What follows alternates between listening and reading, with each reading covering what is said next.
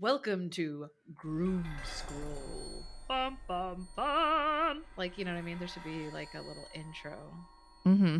That's going to be it. I'm just going to add some noise to it. Welcome back, everyone. Today is one of our Groom Scrolling episodes. Diana, what are we going to be picking apart today? And today we decided to highlight some piece of pop culture that is actually helpful in how it depicts abuse and grooming. And so this is actually a documentary that we have both already seen previous to recording. And it's called Keep This Between Us.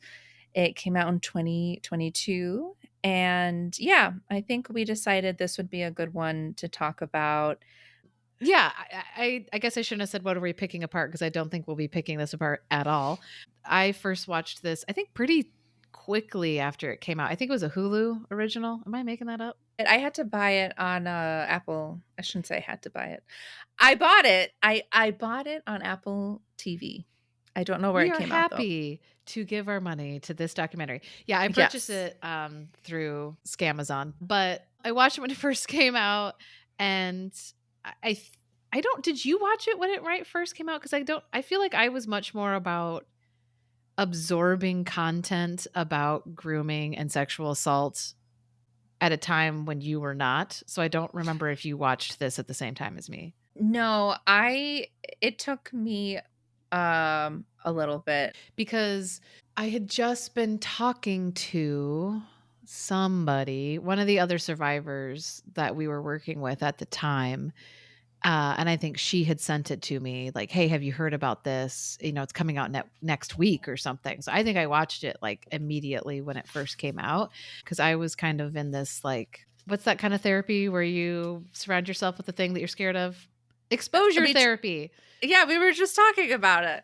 Yeah, I feel like I was in a real exposure therapy mode and I was just like, I will do nothing but consume content about this so that I force myself to feel all my feelings and like purge them from my body and just lay on the couch and cry for a really long time. So I remember this being very, very intense to watch because it feels like our exact story. It feels like my exact story. It's and I think we will say that about so many things. You know, I've read a lot of books and different things, and it's upsetting how similar people's stories are. And it's such a mixed bag of it makes you feel seen and it makes you feel validated in your experience and it makes you feel less foolish because that's a part of the feeling, right, of being a survivor of this. But then it also is so fucking skeezy because it makes you realize how similar these monsters are. Like it's like they all get handed a playbook of like, here is how you groom a teenage girl. And it's such a awful combination of feelings where you're like, I feel better and so much worse all at the same time. Yes. Yeah, I remember I definitely remember that you watched it before I did because I remember you telling me what you just said of, oh, it could be this documentary could be about me and my experience. I remember you saying that. And then when I did actually watch it, oh my gosh, like the first thing that she says, so the main person's name is Cheryl Nichols, and she is documenting herself going back to her hometown or the town where she grew up and went to high school in, because she has realized that she was also groomed and sexually abused by a teacher. And so the first thing that she says, it says, I have something to get over it that wasn't totally my fault. And that I remember hearing that and it just feeling like, oh shit, like this is going to be heavy and this is going to be intense. And yeah, I have so many notes that I wrote from that first time I watched it and then more from like the second time. But yeah, it was just that same feeling again of hearing Cheryl say all these things, feeling like she was becoming diverted from the person she was going to become. I feel like I've said that. Like there's so many moments of I feel that way too. I feel that way too. Or like, yeah, just being able to relate to it. And we should also mention that it's a docuseries and it's got 4 parts. So today we're just gonna talk about part 1 and 2. What I related to, I think, just in the very beginning is just the idea of like going home again. Because for me, like I moved away from my hometown. I went to college and moved out of state and was gone for a long time. And I actually ended up living back in my hometown for, I think, just 2 years, at the end of my 20s and the beginning of my 30s. And and that was before I had really come to terms with what had happened to me, and it was definitely years before I met you, or like we started this whole, campaign to have our abuser held accountable for what he did. But I remember, I was 29, 28 or 29 when I moved back to my hometown, and viscerally being afraid to move back to my hometown because I thought that people were going to shame me or were going to throw it in my face, or like it really robs you of the ability to like just go home and like casually hang out with your old classmates, or um or I should say that it makes you feel like it robs you of that. And for years I definitely was afraid to go back to my hometown, or felt uncomfortable, or was just always kind of assuming that there was going to be someone around the corner that was going to like make a joke or ask me about it, and I was always just like so scared of that experience. So I feel like just watching her nervousness Mm. driving back to her hometown, like, for me was just like, "Fuck yeah, I get it." Like, I get exactly why you feel this way, because you think people are judging you, and you think people think you're a slut, and you think people think you've ruined his career, or whatever version of reality you think people are living in. And I don't know, that was another thing that I feel like this documentary, so differently than other things that I have consumed in this time, it's just so fucking relatable, you know? Mm. I know you didn't move as far away from, like, your hometown area, but, like, do you get that at all? Like, do you ever feel like you feel uncomfortable being around aspects of your hometown because of what happened? After I left him, I wasn't really worried about navigating, like, in my hometown or anything Mhm, because, like, I had already been doing it, and I wasn't really thinking about, like, if I'm known for being, the person who dated the teacher. mhm. And I think it wasn't until after I came forward about what happened to me and filed the lawsuit that I think that's when I started becoming a little bit more hesitant to spend time in my hometown because I didn't want former students like had him recently from his last year that he taught and before that, like I didn't want any of those kids to recognize me from being on the news and confront me. Like I didn't know how I would handle that situation. And there were also other like former teachers in the lawsuit that I wasn't sure if there would be people who would be judging me about them. So, yeah, I don't think it wasn't until, like, afterwards. Yeah, that makes sense. The other thing I noted that I thought was very similar to our experience was when she calls her abuser to ask him if he wants to be part of the documentary. And it made me think so much about Yes. when the police had you call our abuser and ask him if you could write about your experience with him. So could you tell us a little bit? I mean, it's a little foreshadowing, but that's fine. Tell us a little bit about like your reaction to seeing that in the documentary and like how that kind of connected to your own experience. Yeah, and I remember that's something else that stood out to me, when I was watching the documentary is when Cheryl and her I don't know if it's her co-person, her camera Mhm. person, the other woman that she's with, they, send out, like, I don't know if it's a press release or something, but they do, like, a call for stories to try to get other survivors to share in about what happened to them, and both of the women are like, "Yeah, I don't think we're really gonna hear anything," and they just get, like, all of these write-ins of Mhm. mostly women, saying, "Yes, this also happened to me," and they give some examples in the documentary, but it reminded me of when after the police investigation concluded, that's when I took to social media and was like, "Okay, the police have done what they can. I need to find, I know someone knows something. I need to find who's out there and put something on social media, and got a bunch of responses. But yes, that, dear listeners, is details for a future episode. But yeah, when Cheryl is emailing her abuser, who she also refers to as the teacher. So when Cheryl is emailing him, um, I have here in my notes the fact that he replied saying, "I'm just a pathetic guy," Ugh. reminded me so much about our abuser. And I don't know if this is the episode to do it, but we're going to eventually do it. Read the Facebook messages that both of us got from one of his childhood friends. I forgot about And that. how could you forget about that? Oh my god. And Girl, cuz because she's so much happened. So I know, much. I know. It You're was right. just 2 years of drama, man. Like, I can't keep it all straight. I forgot about that email.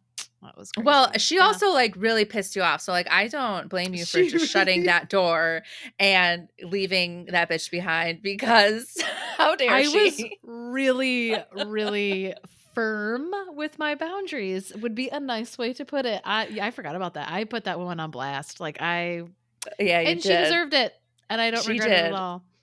But I was just say, but that's also how our abuser described himself to the Yes. police, is because he did not admit to what he did to either one of us, but did not deny having had a quote unquote relationship with both of us, and described himself as like just an idiot who dated former students. Which I will say, in episode 2 of this documentary, that other fucking teacher says almost the exact same thing, and And says she like, calls "Oh, him out on that shit. yeah, because he says like, "Oh, we were just dumb kids. We didn't know the rules." And it's like, "Motherfucker, you were a teacher who was certified and went to school for this. I'm pretty sure they told you in the rules part of that onboarding, you don't fuck kids." I don't know. Like, Yeah, I really I loved her response to that. He said something like, well, first of all, I know we're jumping ahead a little bit, but he says something like, "We weren't that much older than you guys. Like, what, 4 years?" And she's like, like 11. And he's like, then he was like, "Oh yeah, I guess you're right." Yeah, our abuser, he so his going back to his friend that sent Sarah and I individually separate, but basically the same Facebook message. In it, I remember that she wrote that he told her that he was, quote, just a moron who dated former students. And so it was just so like, the frustration of the lack of accountability, just Mhm. victim mindset that these predators have, and being like, "Oh, it's not my fault. Like, I'm just pathetic. I just can't help myself." Like, fuck you. That was super relatable. But yeah, going back to the investigation, the police had me text the teacher, and under the pretense that I was working on like a book or something, related to, quote, our relationship, and that I wanted to get like his input or something like that. And I had not I had not had any communication with the teacher since a text in 2017. So this is what, like 5 years later? I had not seen him again. Well, I saw him once. That's a different story. But yeah, I we saw him once. We didn't talk though. That one time I saw him, I had not texted him. So I texted him, and he responded back, and he said something like, "You do not have my permission to write about the nature of our relationship." And I wasn't able to get him to say anything Yeah, else. because the But police were yeah. trying to get him to say something in writing or on the phone or something to, like, use against him, essentially. Watching her nervously send the in the documentary, Mhm. watching her, Cheryl, send the email to her abuser, and sitting there and being super nervous about it and hitting send, and then being like, "I'm sure I won't hear anything back," and then immediately hearing something back and being super scared to read it. I was like, "Dude, this is exactly what it was." Like, I was literally pacing back and forth in my yard when you were, like, with the police and texting our abuser, and I remember my husband was, like, grilling dinner or something, and I was just, like, pacing, and I was like, "Oh my god, she sent it, and oh my god, he responded." Yeah, and then we talked on the phone for, like, an hour afterwards, like, it is an intense experience, like, even just knowing that you had to text him felt so fucking scary and, Mm, like, unsafe and yeah, scary. I don't know how else to say it. Like, it felt like such, like, an intense experience, and I wasn't even in the same state as you when you did it, and, you were the one that had to actually do it. So yeah, I just thought that was really relatable in the documentary, watching her kind of have that experience with her abuser as well, yeah. um, who also, shocker, was like, "No, thank you, ma'am," and, like, did not wanna participate in her documentary and had no comment, which is not a surprise either. Yeah, and it's I wonder, I mean, she I was doing it with the support of the police department, right? Like, she Mhm. was just, like, taking that risk, and I Yeah. imagined, I don't know, the both are just such, yeah, very scary situations to be in. Something that, like, came up early on and that I feel like kept getting brought up even when they share some of the stories, from people who wrote in, is this idea of, um, I thought the kid being like, "I thought I could handle it. I didn't think it was a big deal. I didn't wanna make a big deal out of it." Why why do you think that's kinda the default that so many of us just go to when this is happening, of feeling like, "Oh, this isn't a big deal," or "I can handle this situation by myself." Mhm. I think many women are raised to not rock the boat. They are raised to Mm, be nice and be polite and be likable, because likability is also safety for a lot of women, right? Like, if you yeah. piss men off, it doesn't feel safe. Um, I also think human nature is you wanna assume the best about people around you, and you don't wanna think that people are predators or that they're bad people. Um And also there's the flattery part of it, I mean, you and I both know that, like, the attention and the flattery is intoxicating at that age, and so I think it's easy to really write off shit that you shouldn't. Fuck, dude, I think about that all the time about other relationships I've had, right? Where you think back of like, "Why did I think that was okay?" And it's like, Mhm. I don't know, because I had some other issue, and for some reason, I thought this person was gonna fix all this shit for me, and so I let them treat me like trash for 5 years or something. Um, but I also think when there's that power dynamic and you're a kid, how many times in your life have you been in a position as a child that you have to tattle on an adult? Like, it's just such an unusual position for a kid to Mm, be in, yeah. that you don't know how to navigate it because you've never been in that position. Because even if you have a family member, say you've got a parent who's abusive, who are you fucking tattling to? Like, who are you gonna tell? They're your parent, you know what I mean? So, like, even that isn't a great example because it's like, yeah, you could go to the police, but, like, most people don't do that. Like, most kids aren't gonna, like, go to somebody outside of their family if something's happening in their family. So, like, you just really don't have, like, a framework. 'Cause, like, this person is an adult. They're the person you should be going to because something is happening in your life, not the person that's causing the thing in your life. That is such an insidious part of grooming, is that it does make the victim unable to see, like, what a big deal it is, and Mhm, then, like, if you don't see it's a big deal, I think it makes it hard for the people around you to think of it's a big deal, especially, like, the older you get and you're in a this grooming ensnarement, mhm. as you become, like, 17, 18, 19, 20, the people around you are just like, "Okay, well, she knows what she's doing now." I think a lot of times it's hard to see how saturated it is into everything, like, just that sexism.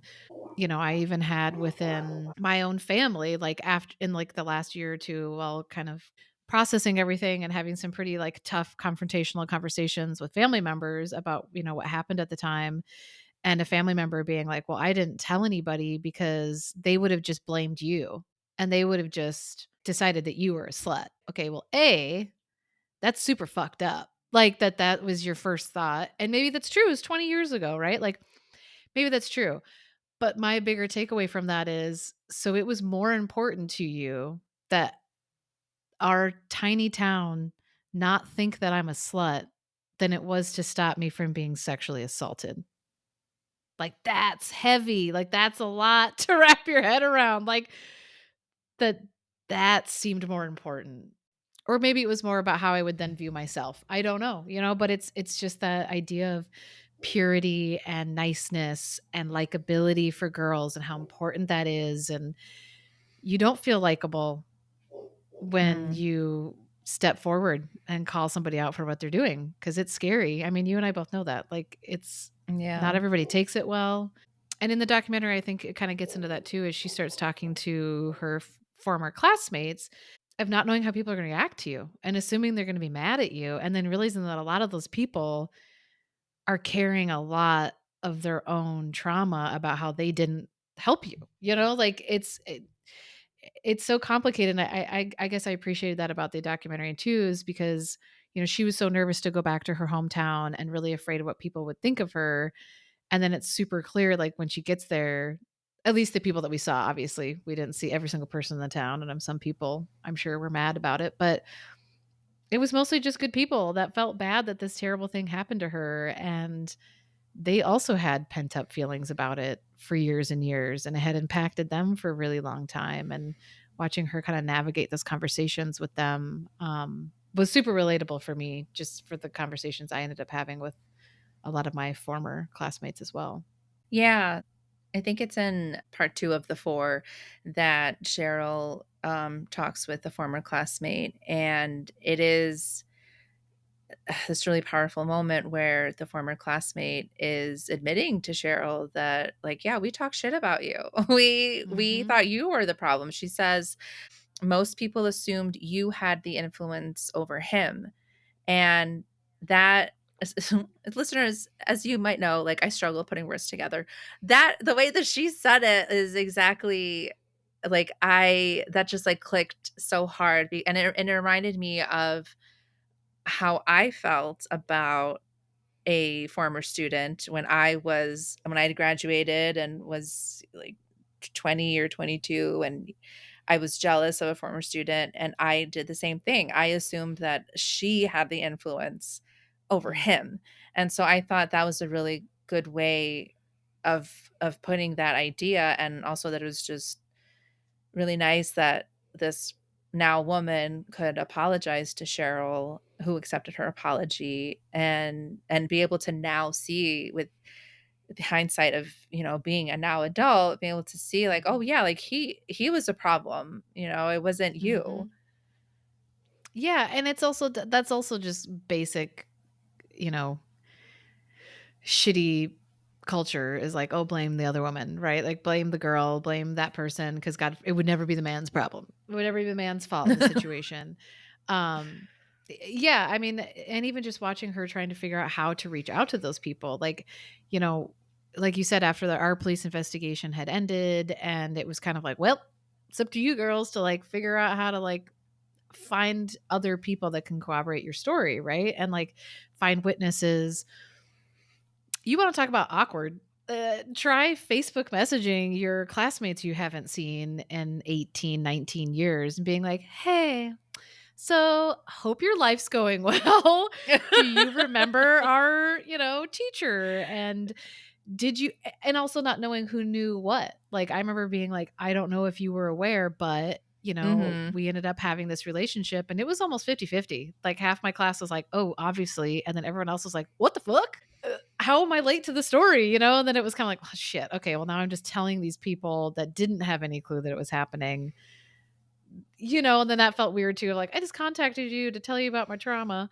I found it to be a really healing experience for myself, like, reaching out to former classmates, because there were a number of them that were aware and had witnessed things, and thank goodness were willing to write statements that I could turn over to investigators. I don't know, I just feel like it was such a unique healing experience to be able to have those conversations, and it made me sad that I had spent so many years assuming the worst of everybody and just assuming that everybody would just judge me and be mean to me about it.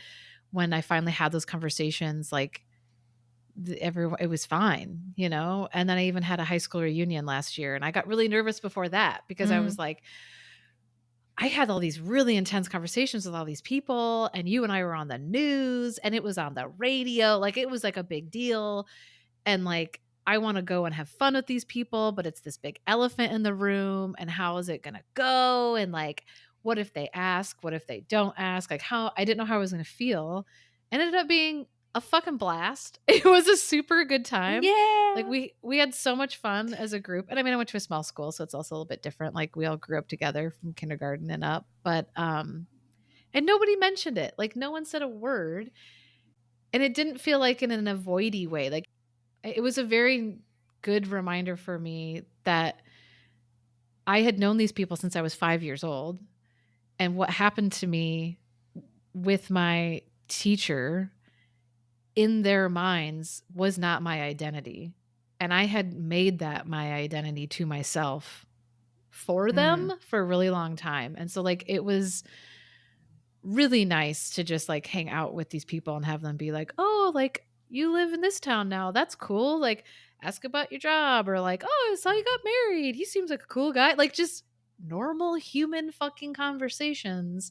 So I hope that more people who have gone through stuff like this are able to have those experiences, and obviously, not all the conversations were great. I will say that, there were a few that were a little sticky, and there were some people that never responded to me.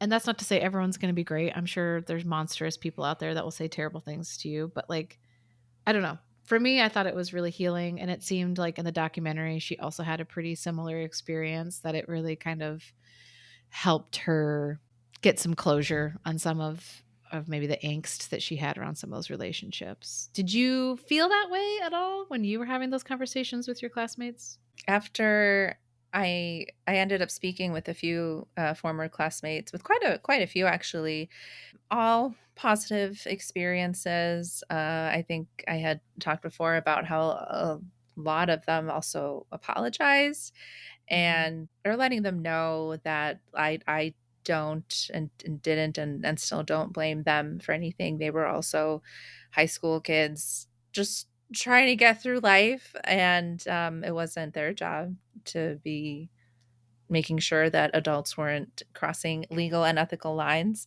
Mhm. But yeah, I think I and what you said something earlier about something related to this idea of there was you and then there's you're them, like the classmates. I mean, what did the teacher say Yeah. to you? You're a pearl among swine. Like it's very Yes. intentional of like separating you from your peers.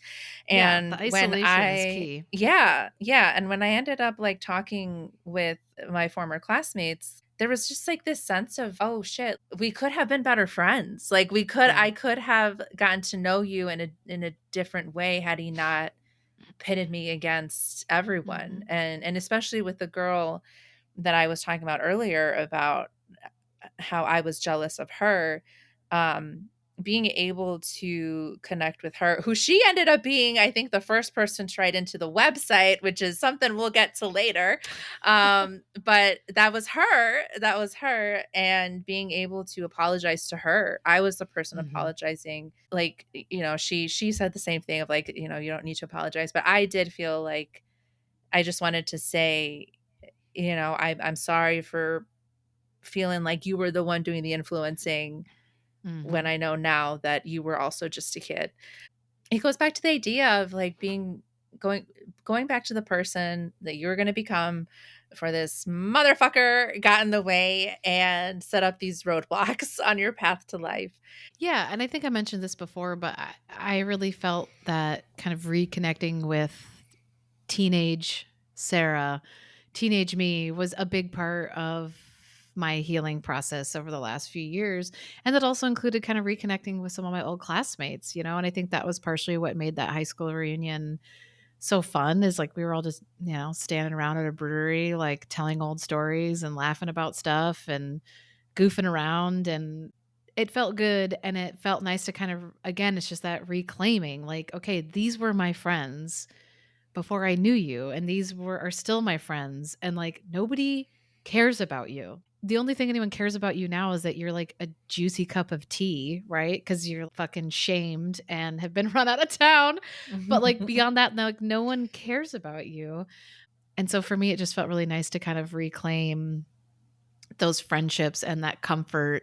And I haven't been back to my hometown a ton since everything happened, but I do feel like if I went back to my hometown now, because we stood up and we like fought back and we like reclaimed our power from what happened to us, like, it has totally changed the way that I feel like I move through those experiences now, and makes me feel like I can go to my hometown and not feel like, if anybody You're in does know what happened control. now, yeah, well, if anyone knows what happens now, they're gonna be more likely to be like, "High five, bitch." And I'll be like, "Yeah," like, versus, "Oh, look at that slut." It's like, no, like, that's the lady that put herself out there and, like, had this abuser removed from a school, and that's something to be proud of. So, I hope that Cheryl, who made this documentary, that I feel like we were, like, half-assed talking about because it's, like, so relatable, I think it's hard not to go off on our own tangents, but I don't know. I hope that she had that kind of experience, and I'm sure it was very different because she made a documentary that was, like, very public and was viewed by shitloads of people.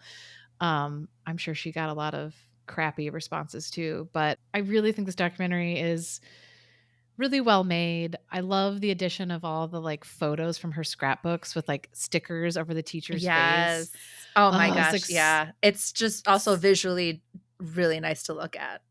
yeah, and also really relatable again, right? Because it's like that's what teenagers Yes! do. They make scrapbooks and they have diaries and they're making art and writing bad poetry. I did all the same shit. Like it felt so close to home. And I even remember when this came out, my best friend who had actually known about what was happening with me and the teacher in real time, and her texted me and she's like, "Dude, this could be you." She's like, "This is Mm. unbelievable." Like this is like, "This is your story." And I was like, "I know." Like it's so upsetting because it's the same story, and I think, and that's also heartbreaking, just realize, like, how many people can say that. So, I know we haven't decided on a rating scale quite yet, but this would fall under the helpful depictions of Yes. abuse and grooming and sexual assault. So, it is very relatable, and I thought about you a lot when I was watching this documentary the first time and the second time. She says, in the documentary, he would pick out the things that he knew I cared about, and he would hone in on them, and he would make sure that I heard from his mouth that he thought those things were special. She also says that he made me feel like I was smart, mature, insightful.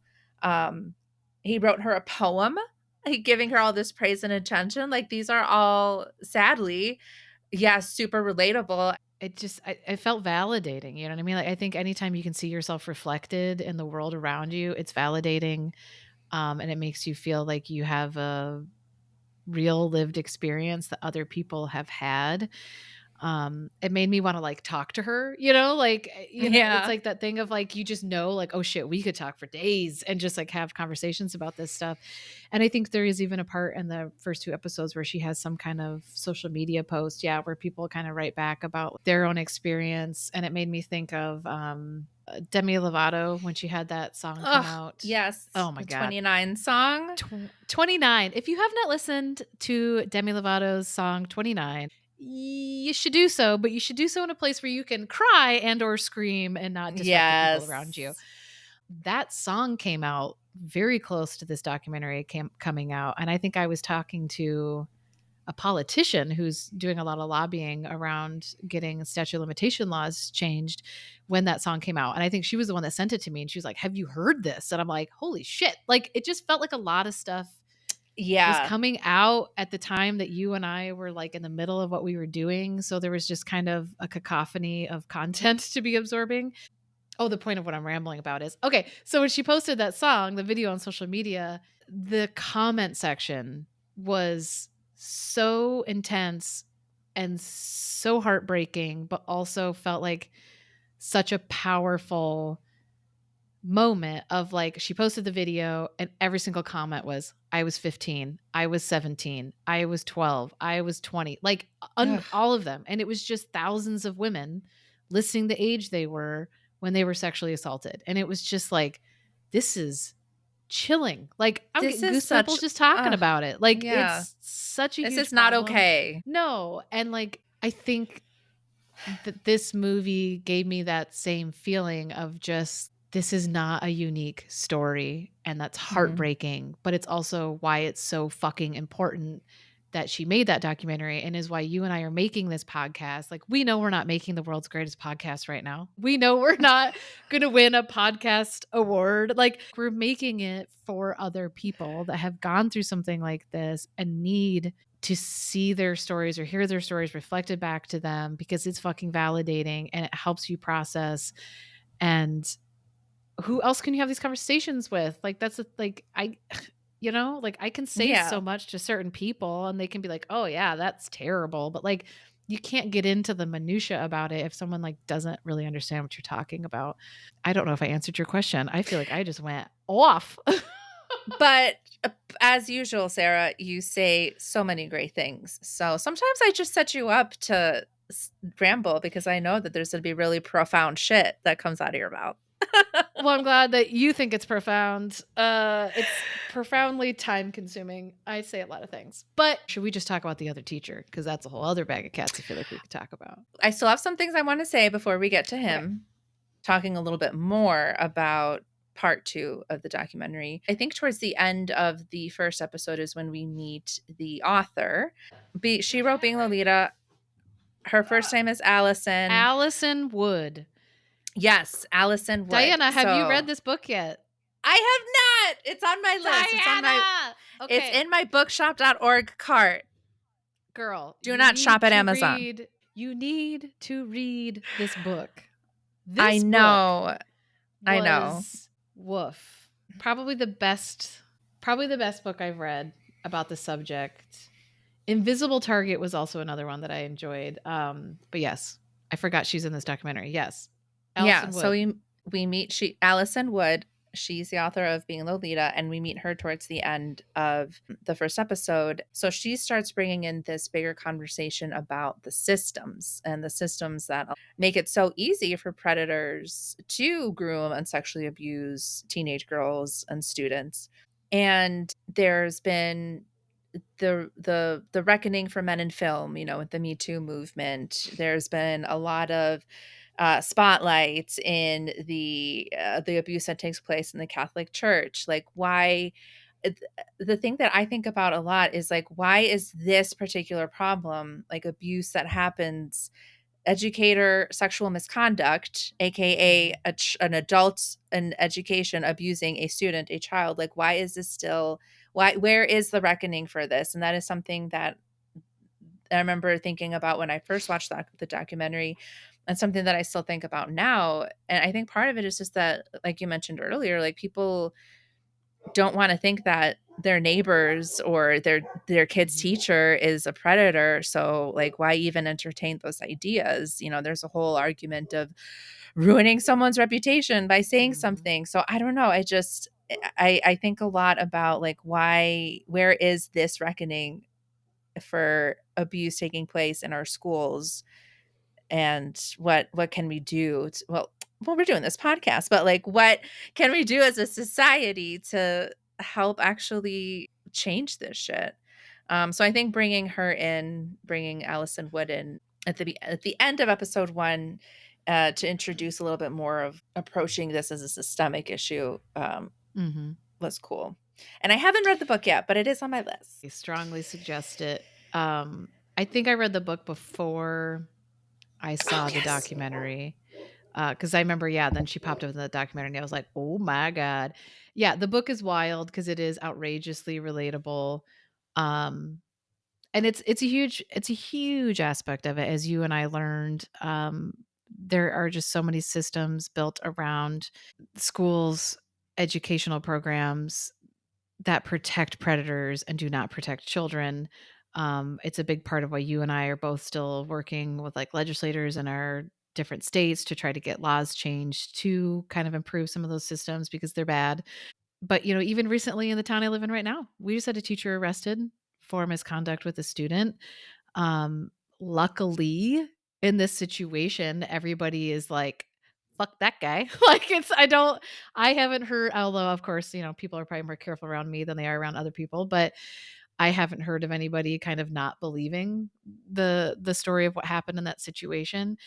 But I have also heard a lot of people be frustrated with the fact that the school allowed this person to quit, to walk away, which is not great because you're pretty much just letting somebody walk away from it. You're not firing them. It's not being documented in the same ways. But a lot of school districts do it because they don't want it marked on like their time on their name because they think it reflects poorly on them. And unfortunately, Ugh. that's what happens a lot. And I think that's something you and I really experienced a lot is these entities want to protect themselves and they get scared and they have lawyers that are telling them, this is what you got to do to protect your reputation. And if people think that your school is full of a bunch of predators, you're going to lose students and then you're going to lose money and you're going to lose funding. Like it all makes sense. But when you're talking about protecting children, that shit shouldn't matter, And to me, like a school that reacts properly is a school that is safer and as a school that you would want your kids at. So it feels very counterintuitive, I think, to survivors because to us, it's like, well, why wouldn't you be super open and honest about what's going on and let everybody know what's happening and be transparent and do your damn hardest to get this person out of there and do continuous education for your staff so that it doesn't happen again, or if God forbid it does, it gets nipped in the butt quickly. Like, but people don't want to see it. They don't want to hear about it. It makes them uncomfortable. You and I both did multiple meetings with superintendents and principals, and we should be the ones that are squeamish, right? In those conversations. And that Yeah. was not the situation. Like it was the other people Yeah. being like, I don't want to have this conversation with you. It doesn't happen here. Not in our building. And it's like, well, you're literally looking at two people that it happened. Like, Mhm. you're looking at me, it happened in your building. You're looking at Diana, happened in that building. Like, this It shit happens. happens. Yeah. It's happening. So I really do think people just do not want to deal with it. They don't want to see it. They don't want to hear about it because it's icky. It's icky. Like it Mhm. is icky, but ignoring it doesn't stop it from happening. So yeah, I really love that they included Allison Wood in that documentary. She's so well spoken and just so well educated on the subject, on top of also being a survivor herself. I think it's just she has such a great perspective on the Yeah. subject. Um, so it reminded me of what I wanted to ask you earlier, because earlier you were asking about the people around, either like around me or maybe around her. Because that's one of the Mhm. things that Cheryl asks early on is like, did people know what was happening to me? And if so, like, why didn't anyone say anything? Something that I really related to is Cheryl shared that people told her that her and the teacher were too close and it made people uncomfortable. Mhm. But it also seemed like the precedent was set in the community that it was okay for teachers to cross lines and for teachers to find romantic partners in their students. Mhm. And Cheryl also talked about how, like, one of the first times that she kind of knew, like how you and I talked about, Sarah, how we kind of knew when things had gone past teacher student relationship, like a normal relationship, Mhm. was at a time where there were other students just hanging out at his house, and then Yeah. everyone left, and it was just her and 2 other teachers. Like, if this is the culture of it, like, of course, Mhm. if that's what's happening around you, like, if I think for her that was part of what was hard too, is like, okay, like, so people might have known what was going on, but it was just something that was accepted, and that's something that Mhm. I could relate to as well. Um and then they talk about, she interviews her mom, and her mom shares how she did feel she had her own suspicions of something that was going on, and confronted the teacher about it, and was basically manipulated, Mhm. herself, groomed in a way to made to feel like, "Oh, I was just crazy, like, I was blowing this out of proportion, making a big deal out of nothing," Mhm. and so she backtracked. And then Cheryl talks about how her friend found a poem, I think, that the teacher wrote Cheryl, and her friend showed it to her parents, to her friend's parents. And the parents called the school, but the school never actually talked to Cheryl's mom about it. Yeah. So Cheryl is like, if they had actually involved her in this, someone Mhm. like my mom who already had her suspicions, if they had just reached out to her, told her what was going on, like everything from then on could have been prevented. But Yeah. like you're saying, like Allison Wood talks about, like the institutions just want to protect themselves. If they can handle it in house, they Mhm. will. And I think that's part of the problem too. Ooh, girl, I can't wait until we do like a whole systems and what's wrong with them episode because there's not enough time today. But Ah. I think that is such part of the problem is that schools get tips and reports, Mhm. and then there is no policy, there's no law, there's nothing that says that Mhm. they have to then get someone else on the outside to investigate this report. And Well, of and course, they want to that's protect themselves. So, yeah. And I and that mean, happened yeah, twice. We'll get to it's true. that. I know, and, like, I will try not to fall down the rabbit hole, but there is so much just that is why the legislation is a big part of it because it's the only way you can make some of these schools do mandatory continuous education or mandatory reporting. Like in Iowa, they just made it illegal within the last few years for schools not to disclose to the next employer if they had to do an investigation of misconduct on a former employee. Up until a few years ago, a school could just not tell the next school that hired a teacher that they had investigated them for misconduct with a student. It That's just just the doesn't make last few years. sense. It I doesn't make sense, but unfortunately, you have to make these laws because these monstrous people exist, right? And as we all know, yeah. it's 2025, the government ain't doing so hot. So, it takes a lot of time to get things updated and fixed. And that's also the really scary part of all of these private fucking schools getting government funding right now and cutting funding from public schools because the government has regulations and has checks and balances over public schools they do not have over private schools. So, Mm. whatever your stance might be on the whole charter school, private school debacle, this is a big part of it for me, which is our abuser who has been investigated by the police multiple times but was not ever able to get charged with a criminal, charge because of statute of limitation laws, but was fired or not, well, was able to quit his job because of our allegations, but was found guilty by two state boards of investigations, like educational investigators, of sexual misconduct, can fucking teach in a private school. He can do that right now because That he has no police record. should not be allowed. Oh my It god. shouldn't fucking be allowed. So that's the scariest part is like you're talking we will talk at nauseum, I'm sure, about public schools and all these things that need to change, but the scary part is there's a shitload of kids right now specifically going into private school where there is so much less fucking oversight. They don't have to look at the NASDAQ to see if he's flagged in it. They don't have to see if he's got allegations against him at former schools because they're not being regulated by the government. And so there is no educational board of education at a state level overseeing what he's doing. So as scary as that is for you and I to think about our abuser, how many more of them are there out there that have gotten the Yeah. boot from the public school system and are now moved over to the private school system? And most of these schools, even public schools, they think a police background check is enough. It is not. It is not enough. Oh my god. References. Well, even then sometimes they can be whatever. It's not enough. It's not Okay? enough because here's the deal. Statute of limitation laws, but even outside of that, the burden of proof for a criminal case against somebody for sexual assault is high, as it should be, right? Because if it wasn't, then anybody could accuse anybody of anything. I get that.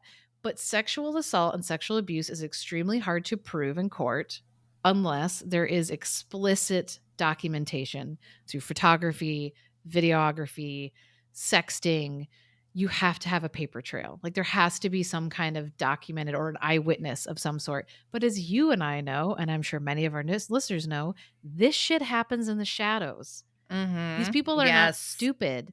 They know, well, some of them are very stupid, but many of them are smart enough to not put things in writing, or they're not documenting things, or not taking photos or whatever. And so it makes it really hard to prove. So if an abuser didn't leave a big paper trail or didn't leave a lot of evidence, even if it's a year later and you come forward, if you can't make a criminal case, that person's got no record. And then they could just go off into the private school sector and get fucking hired and nobody will be the wiser. I was just trying to look up the name of the acronym because I don't want listeners to get confused when you said NASDAQ. We're not talking Oh, about the stock yes. market index. We're talking about Which is also not doing great the right now. national Yes. But yeah, there's some directory that to be honest, I don't know how Isn't many it called the educators. NASDAQ? It's like the national, I don't remember, but it's a database that he was put that the teacher was put into that administrators can check, but It's the my under NASDAQ. NASDAQ. isn't that the It stock market is index? no, empowering students and families through education. Oh wait, that is this. Never mind. God damn it! What is it called? Nas. I don't remember. I have it written down somewhere. Well, I should know So this. we'll Okay, have we to gotta edit this all out. It's God damn it. What is it called? See, that's the hard That's thing. I okay. can't even find it, and I should know what it is. And I will tell you that I did talk to one superintendent that had never even fucking heard of it, which is terrifying because Yeah, that's what I'm saying. everybody told us, like, well, don't worry, he's on this fucking database that nobody knows about. Yeah, that's what I'm saying. Like, I don't know how useful it actually is. But yeah, we will find the name and put it somewhere, and I'm sure we'll talk about that website again at some point in the future. So let's talk about Tom, the other teacher, Oh, I who was like, who from the fuck the is Tom? beginning, Tom is the Spanish teacher, the like bald guy, um, who Cheryl ends up interviewing. And I remember the first time I saw the documentary, seeing and him in pictures with other students, like female students specifically. Mhm. Like he would have his arm around them. It just seemed like too close, too friendly, like very Yeah. goofy. So I was kind of surprised to see him in the documentary because I think he shows up in the first episode, and it's just like I immediately had like this like a feeling about him, and then like spoiler alert, he ends up being a little bit questionable.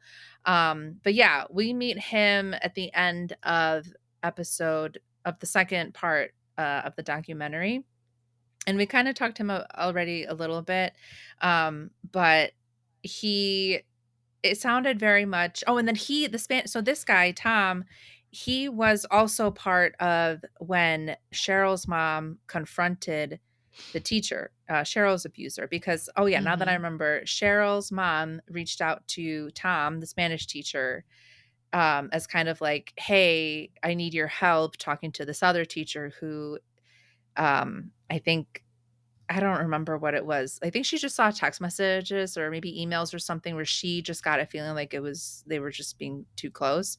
And Tom was actually was the teacher who, along with the abuser, was talked down Cheryl's mom. So it's this same guy that is now being Yeah. interviewed for the documentary. And like immediately it just seems like his defenses are up. He keeps saying things about how they were young. He was 27. Like, I don't know. 27, I was very much still growing up, but I felt like I Mhm. the decisions I was making when I was 27 are not the decisions I was making when I was like 22, 23. You know what I mean? Like for him to be like, I was Yeah. 27.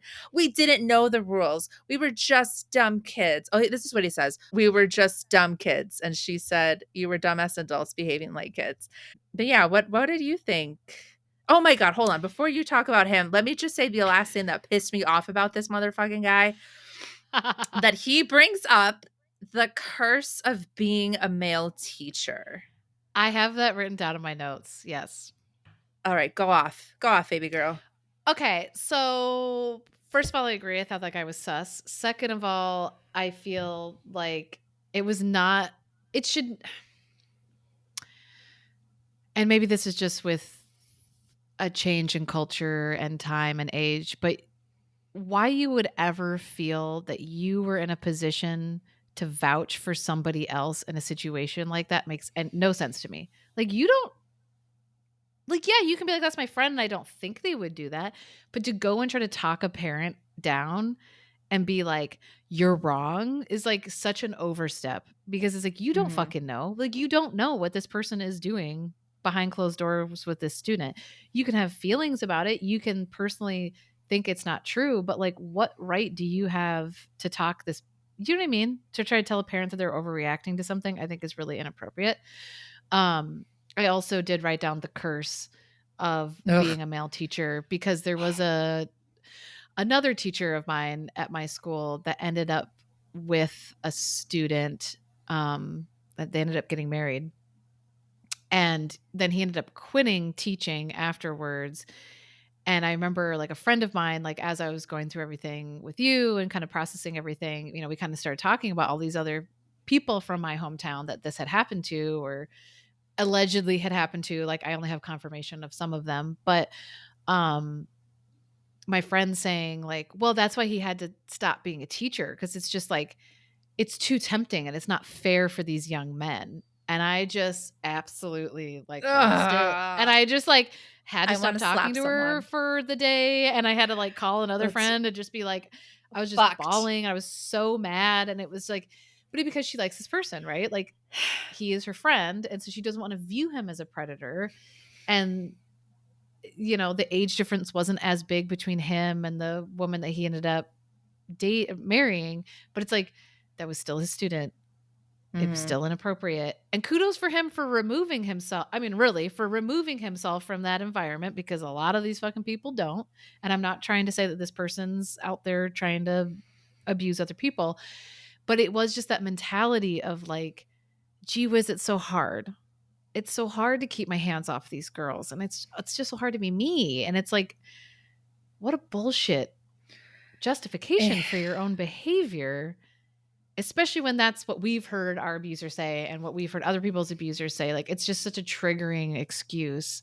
Um, I also wrote down that Tom in the documentary talks about like uh that there was an allegation, you know, about like brushing all the stuff off of his table to like make out with a student or like whatever. And he literally said, I would never mess up my filing system. oh my And god, right? I was like, "What a psychotic That fucking that's thing your to goddamn say." response? That's your response. I That's what literally you're wrote, "That's your oh, response," with exclamation points. That is a crazy response. Like, that I he wouldn't thinks wanna that that's mess gonna up be my a table. yeah, that oh my god, okay, that reminds me real quick of oh my god, and we'll talk about this fucking person at some point, but the school investigator, one time, the lawyer who was hired to quote unquote investigate all of this was telling me one time that she interviewed the teacher and she was asking him questions and he was saying no, no, no, he denied everything, and she asked him did Diane ever bring you an Oreo shake, and instead of just the same like no, no, no, it was no, like just very like random passionate like no, how dare she bring me an Oreo shake. I don't know, just to think what in your mind, how do you think this is what do you think this is doing for you, this response? Something else I about mean, it's just like a Tom. trapped rat, dude. You know what I mean? Like, you just Yeah. scratch it at the walls. Like, you don't know what you're saying. But yeah, I just thought that was so it just stood out so crazy. Like, that's like saying you drowned a bag of puppies and you're like, "I would never get my hands wet." Like, what are you talking about? Like, what you should say is, "I Yeah. wouldn't drown puppies," Like, not That oh my god, it's such yeah, a weird his response to response. that it is weird and it's very telling, and it Mhm. reminds me of something else that stood out to me that he also said, and it's this very, like, subtle way of him pretty much putting on blast that the system is very the curse of being a male teacher, and then he goes on to talk about how, like, "Oh, it's the classic" word classic. It's the Mhm. classic, anything is anything going on? Anything happening? Almost like talking about how this is just par for the course of being a male teacher is like you're just gonna be asked these like these classic questions. "Oh, is anything going on? Nope. All right, Which check." You is know what I mean? Like, it's just it which almost is seems like that's the painting culture. well, and it's painting it as these little girls that want all this attention, and Yes. they're again, just like in Miller's Girl, just like in all this other shit we were talking about, like, oh, this poisonous Lolita, and they're just out there to like get you and then trap you and then ruin your life. It's so hard, and it's just a Yeah. reality of my job that people think I'm a perv. Yeah, the way that he talks about it is very telling of the way that he thinks about it, and Mhm. I think that is a nice little transition to the topic of our next full episode is going to actually be about terminology and how we talk about abuse. And hi, this is Diana. We actually aired this episode on Monday of this week. So ignore what I just said. Okay, enjoy. I had shared with you, Sarah, earlier that as I was listening to the episodes, the first few episodes and editing, there were moments that I realized like, oh, I'm getting tripped up on my words. And part of it is Mhm. because I still struggle to find the right words. I still struggle with some of the words that I use because there are no other words that I know. And I think for me to keep talking about sexual abuse and grooming, I want to just have a conversation with you about the language that we use and why it is important to care about the words that we use. Yeah, and I think we've said at the beginning and we'll say throughout of like we are not the end all be all of opinions on these matters, and what we're comfortable with is not what other people are going to be comfortable with. But I do think the language is important. It's come up in legislative conversations I've had with different politicians as well, of how language is used in bills and kind of the messaging that that gives to people one way or another. So I do think that language is really important. And I think that language is really important to help survivors internalize and process like what's happened to them. I know that that was kind of a big thing I worked through with my therapist a lot, was just kind of like how what to call things and how to refer to them was kind of a big part of it. So I think that'll be a very good conversation. And then after that episode, we'll have another groom school where we will talk about the third and fourth episode of Keep This Between Us. But I would definitely suggest listeners watch this documentary. Um, it's intense, but I think it is very fruitful, and I think it's really empowering. I would definitely suggest it long before any of the other things we've talked about on groom scrolling so far.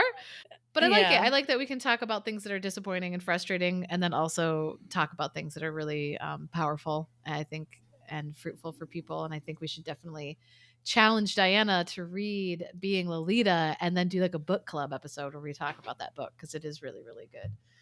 Oh, and I would like to say, I would like that fucking board is NASD Tech. So I was not far off. It is the National Association of State Directors of Teacher Education and Certification. Good grief, what a Super. mouthful. Yeah, Naztech. NAS NASD Tech. There's a D in there. Uh Okay.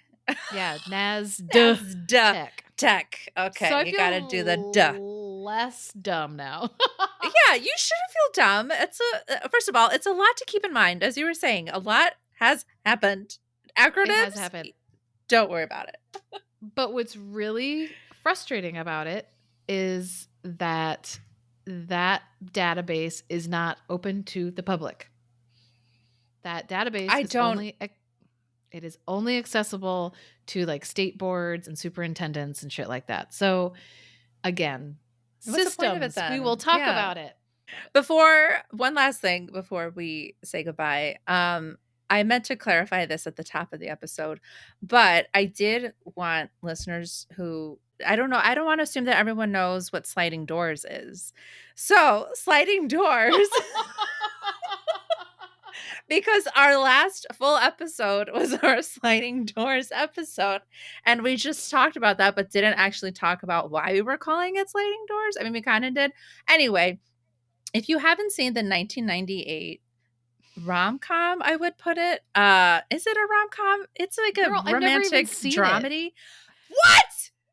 Okay. I've never You need to watch Sliding Doors, and I need to read Being Lolita, and then we can be friends again. Okay, I'll allow it. My homework's much easier than yours. I'll take that challenge on. But yeah, it's a movie about Gwyneth Paltrow, and in one life she catches the train, and in a parallel universe she misses the train, and all the things that ensue in both lives. So, okay, well, thanks for listening to Groom Scroll, and yeah, see you soon. Okay, bye. Okay, bye.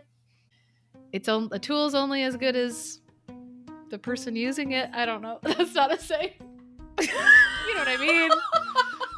Kind What the of. fuck? I mean, if you don't know how to use a screwdriver, then the tool is only as good as you know how to use it. Yeah, like if you don't know how to use a hammer, your hammer's no good. Shit, whatever. We You understand what I'm saying. understand. Yes, I get what you're trying to put down.